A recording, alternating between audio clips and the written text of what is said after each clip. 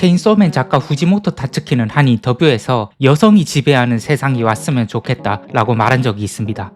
물론 이건 젠더 발언 이런 게 아니라 타츠키의 순수한 욕망을 표출하는 발언이었습니다. 여대생에게 조롱당하고 매도당해서 흥분했던 썰을 푸는 맥락에서 나온 말이었거든요. 타츠키는 마조이스트적 성향이 강한 작가입니다. 이제껏 꽤 노골적으로 마조이스트적 욕망을 담아낸 역해들을 그려오기도 했고요.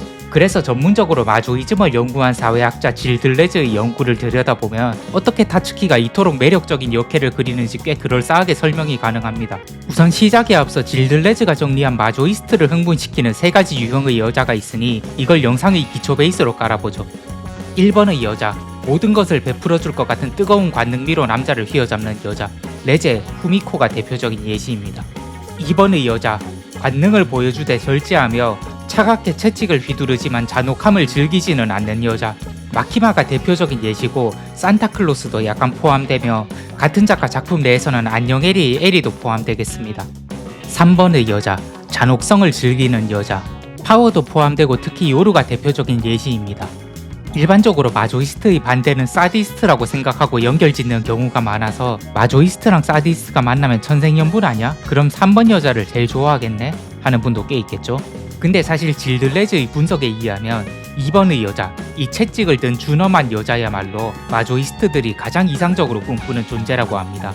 그럼 이 마조이스트들의 최애인 2번의 여자, 마키마와 덴지의 관계부터 한번 들여다보죠. 덴지 또한 완전히 마조이스트라고 볼 수 있는 캐릭터는 아니지만 체인소맨에 묘사되는 덴지의 행동에는 작가의 마조이스트적 성향이 상당히 반영되어 있습니다.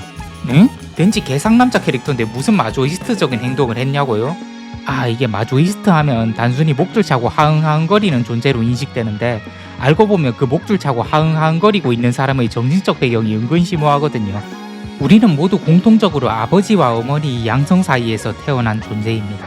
그런 우리에겐 수많은 각기 다른 이상이 있습니다. 하지만 남자의 가장 원초적이고 보편적인 이상은 여자겠죠? 생물학적으로. 마조이즘을 연구한 사회학자 질 들레즈에 따르면 마조이스트적 성향을 가진 사람은 여성의 영향만으로 이루어진 두 번째 탄생, 즉 이상의 힘만으로 다시 태어나길 원하는 본능을 가지고 있다고 합니다. 그러니까 이상이 너무 강한 나머지 이상에 대한 갈구가 자신의 본질, 탄생의 영역까지 들어가 버린 거죠. 마조이스트란 덴지처럼 이성에 대한 강렬한 이상에 사로잡혀 있는 존재고, 이런 마조이스트적 성향, 즉 이성에 대한 환상이 강할수록 준엄하고 높아 보이는 여성의 손에 자신이 뿌리부터 다시 만들어지길 희망하는 거예요. 마키마이의 두 번째 삶을 부여받은 덴지, 타츠키는 마조이스트가 갈구하는 가장 이상적인 존재인 2번의 여성, 마키마의 손으로 덴지에게 두 번째 삶을 주어 재탄생시킵니다. 또한 질 들레즈의 연구에서 나뉘는 관능의 여자와 사디즘의 여자가 자연적인 본능을 따르는 여자라고 보았기 때문에 그와 대비되는 준엄의 여자는 문명을 상징하는 존재로 인식되었는데요. 시궁창 속에서 쓰레기를 뒤지며 살던 덴지에게 문명을 선물해 준 것 또한 통제와 준엄의 여자 마키마였습니다. 마키마는 덴지를 탄생시켰을 뿐 아니라 문명을 알게 해주고 이어 더더욱 여성에 대한 높은 이상을 꿈꾸게 합니다. 덴지가 여성에 대한 환상이 깨지는 순간에는 자신의 몸을 조금 던져서까지 환상만큼은 놓지 못하게 하지요. 그렇게 알게 하고 더더욱 꿈꾸게 함을 통해 끊임없이 덴지를 지배하고 통제합니다. 물론 마키마 본인은 덴지가 아닌 체인소맨을 만나기 위해 덴지를 유도하고 통제했을 뿐이지만 이 또한 마조이스트의 어원이 된 마조우의 욕망과 일치합니다. 마조우가 쓴 마조이스트 소설의 결말은 주인공을 완벽하게 통제하고 지배하던 여자는 알고 보니 다른 알파남에게 잘 보이기 위해 주인공을 채찍질했었고, 준엄한 그녀는 알파남 앞에서는 맹목적인 사랑에 빠진 질칠치 못한 여자였다는 처참한 결말이거든요. 이야, 탄생, 문명, 이상, 통제, 배신, 마조이스트 욕망의 알파이자 오메가가 마키마에게 전부 녹아 들어 있습니다. 그래서 체인소맨 1부의 메인 히로인은 마키마였고, 체인소맨의 이야기는 마키마를 축으로 전개되는 거라고 생각합니다. 극장판으로 갑자기 대중들에게 마키마를 뛰어넘는 인기를 얻게 된 레제나 2부에 나오는 후미코의 경우 질 들레즈가 말한 1번의 여자, 관능을 휘둘러 남자를 휘어잡고 주도권을 쥐기를 즐기는 여자입니다. 다만 이렇게 생각하실 수도 있습니다. 철저한 관능의 여자인 후미코랑 우리 청순하고 똑똑한 레제는 좀 다르지 않나? 학교를 배경으로 캐릭터의 메인 이야기가 전개되는 점이나 모든 걸 알려주겠다는 대사 등을 보았을 때 관능의 여자만으로 잘라 정의하기는 애매해 보이는 거죠. 덴지를 재탄생시키고 문명을 알려주려 했다는 부분에서 레제 또한 주넘의 여자가 가질 수 있는 매력 또한 조금은 가지고 있는 듯이 보이거든요. 레제는 마키마와 같은 역할을 하려 했던 인물이고 그 때문에 마키마가 직접 나서서 제거한 것으로 해석될 여지도 충분하고요. 그럼 레제는 주넘의 여자가 가지는 매력도 같이 가지고 있으니 마키마를 대체할 수 있었던 캐릭터일까요? 사실 관능의 여자라는 말보다 조금 더 레제의 속성을 명료하게 나타내는 단어가 있는데요. 바로 판무파탈입니다. 파멸적으로 매력적인 여성. 비슷한 말로 동양에도 나라를 기르게 할 정도의 미인이란 뜻을 가진 경국지색이란 말이 있지만 경국지색이 외모의 본질을 둔 말이라면 판무파탈은 파멸성 쪽에 본질을 두고 있습니다. 아까 레제는 관능의 여자임에도 주넘의 여자가 가지는 덕목도 있어 보인다고 했잖아요. 하지만 결국 레제는 어디까지나 관능의 여자일 뿐 마키마와 같은 주넘의 여자가 될 수 없는 이유가 있습니다. 레제가 가진 판무파탈적 속성, 파멸성 때문에요. 판무파탈적 속성을 가진 캐릭터가 아기를 가지는 경우도 있지만 그저 가만히 있거나 살짝 웃어줬을 뿐인데도 남자들이 불나방처럼 뛰어들어 스스로 파멸하는 이야기도 있습니다. 판무파탈의 이야기가 고전에 많다는 것은 같은 일이 현실에도 있어 왔던 거겠죠. 판무파탈은 그냥 예쁘고 매력있고 똑똑할 뿐인데 웃어줬을 뿐인데 왜 남자들이 멋대로 판무파탈에게 인생을 던지고 파멸하고 마는 것일까요? 심지어 3자 입장에서 객관적으로 봤을 때는 그 파멸의 결과가 너무 뻔해 보이는데 말이에요. 그 이유는 판무파탈이 주는 미연시적 감각 때문이라고 생각합니다. 일반적인 미연시를 해본다고 쳐요.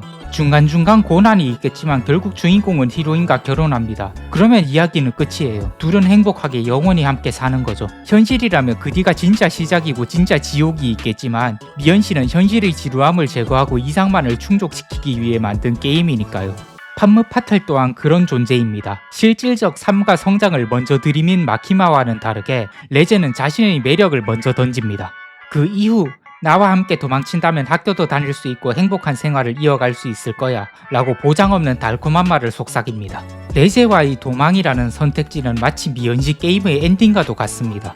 레제와 도망친다는 선택 뒤엔 터무니없는 고난과 위험 그리고 파멸이라는 결말이 뻔히 보이지만 그런 건 아무렴 좋습니다. 도망친 다음에 거주할 곳도 찾고 생활고에 시달리고 쫓기고 권태기 오고 현타 오고 하게 되는 끔찍하고 긴 삶의 과정이야말로 두근거리던 시간보다 수백 배는 긴 시간이란 걸 레제의 앞에선 깨달을 수 없습니다. 이 소녀와 함께 도망칠 수 있다면 모든 걸 감수할 수 있고 그것만으로 영원히 행복할 것이라는 착각에 빠지게 만드는 것.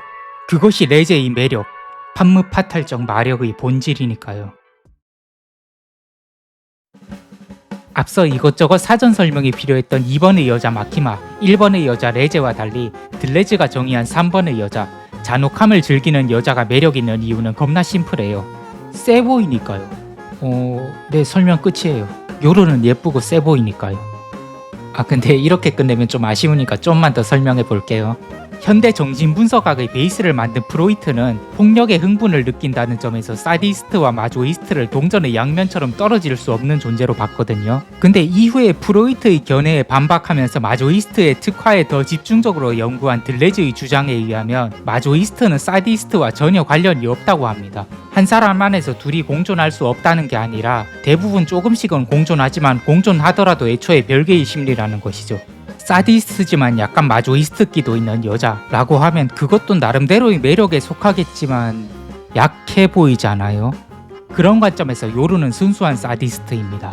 철저히 가해자의 포지션에 서기에 망설임이 없습니다. 천성이 그러니까 얘가 딱히 전쟁의 양바가 아니라 일반인이었어도 같은 행동을 하겠죠. 일반적으로 가해자는 수많은 사회적 저항을 받잖아요. 그럼에도 요루는 언제나 가해자를 자처하고 심지어 자기가 그 누구에게 해를 끼치지 않는 시점에 있어도 가해자의 포지션에 서고 싶어하는 캐릭터입니다. 마조이스트 입장에서 봤을 때 이건 유전자 단위에서 끌릴 수밖에 없어요. 이 이상의 심플하고 강한 매력은 없습니다. 원시부터 강한 소수만이 규칙을 무시하고 마음대로 행동했으니까요. 물론 파워도 요로도 사실 작중에서 느껴지는 압도감으로는 마키마나 레제에 비해 현격히 떨어지는 캐릭터거든요. 그런 부족함을 오히려 귀여운 여동생 같은 요소나 허당 같은 요소로 채운 부분도 있고요. 그런데도 파워 요르가 단순히 여동생 같고 지켜주고 싶은 존재가 아니라 마키마나 레제와 차별화된 방법으로 훌륭하게 마조이즘적 욕망을 자극하는 캐릭터인 게 바로 이 부분인 거죠. 문명과 준어민이 어쩌니 판무 파탈적 눈가림이 어쩌니 이런 간접적 회로 따위 다 날리고 와 얘는 개쩐다 라는 걸 필터 없이 뇌에 직접 때려박는 캐릭터가 파워와 요르니까요. 사디스트는 마조이스트와 조합이 좋다는 일반적인 인식은 절반은 틀린 이야기라고 영상 초반에 말씀드렸지만 이 또한 심플하게 생각하면 괴롭히는 거 좋아하는 사람이랑 당하는 거 좋아하는 사람이 궁합 좋을 수밖에 없으니 절반은 맞는 이야기이기도 하고요. 이번 영상은 마조이스트들을 자극하는 체인소맨의 주력 히로인들에 대해 알아보았습니다. 물론 체인소맨 보는 사람이 전부 진성 마조이스트도 아닐 텐데 너무 작가 취향 맞춰서 이런 빡센 캐들만 나오면 일반인이 소화하기 힘들단 말이에요. 무슨 매운 음식만 나오는 코스 요리 같잖아요. 그래서 또 메인 라인이 아닌 히로인 풀에는 쿨비스 마냥 새콤달콤한 캐릭터 위주로 넣어주는 거죠. 근데 혹시 모릅니다. 또 의도적으로 이상적인 히로인을 나열한 다음 종국에는 꿈꾸던 환상의 형태와는 가장 거리가 먼 오히려 이상과는 좀 벗어난 캐릭터가 진 히로인이 되는 작품도 있잖아요. 그런 현실성 있는 전개도 은근 맛있고요. 그래서 전 꽤 있다고 생각합니다. 코베니가 진 히로인이 될 가능성이요. 참고로 전 나유타 파니까 이런 절 측은히 여긴다면 구독과 좋아요 댓글 좀 부탁드립니다.